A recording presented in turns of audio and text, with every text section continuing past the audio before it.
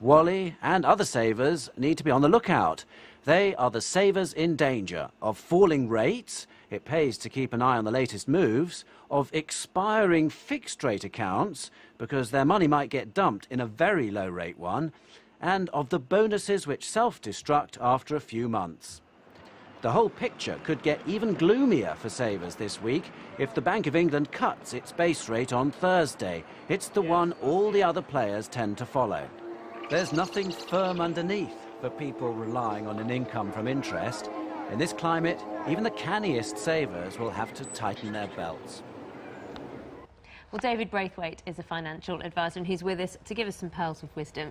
Thinking about those bonus rates, they do sound tempting, but perhaps not always as good as they seem. Well, they're a bit of a carrot, really, aren't they? I think they lure you in, and what tends to happen is that they end up appearing on the best buy tables, so a lot of people put their money in. But what unfortunately people tend to be is lazy. You should put a note in your diary, maybe, to when the notice actual ends, the bonus rate ends, and then shop around again for another better deal, because they can be very tempting, but in the long term, not always good value. So you've got to be active about this. You just can't put the money away and then leave it. Yeah, exactly, which is what we often talk about, is actually taking interest in your money and making sure that you've got it in the best place. But even other things happen as well. We spoke about before about cash ISAs. People are shopping around for all these best rates. Most people probably haven't used up their ISA allowance, and we've got another April new tax year coming up. People should be piling money into this because they can hive a load away tax-free.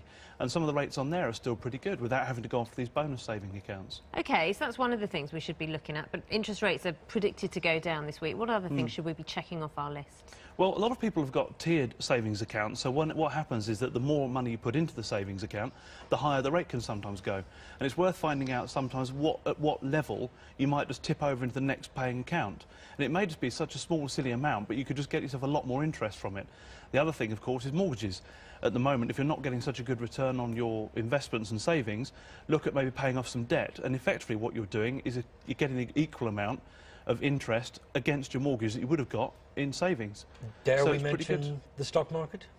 Well, we can do, and I think, frankly, at the moment, it's a really good time to try and invest if you've got an appetite for the risk and you can afford to do something for medium to long term. But it's like with everything, it's a calculated risk, weigh it up. There are stock market investments that you can do which are low risk, and there are some which are high risk. It's about finding the right one that's suitable for you. All very well looking at investments and savings, but emergencies could be around the corner. So how do you make that balance? You need to make sure you've got probably roughly about 6 months' worth of money behind you, just in case, as we're hearing at the moment in the news, redundancy happens, or if emergency, your boiler blows up or something like that. You need to make sure you've got enough money there just for the short term to make sure you're not strapped for cash.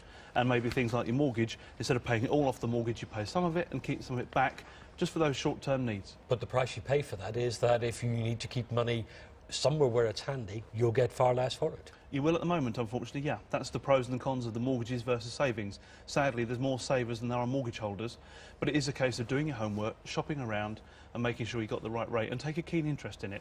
Don't just assume that you've always got the best rate. David, thanks very much for that advice. David Braithwaite there. David, thank you. Now, many people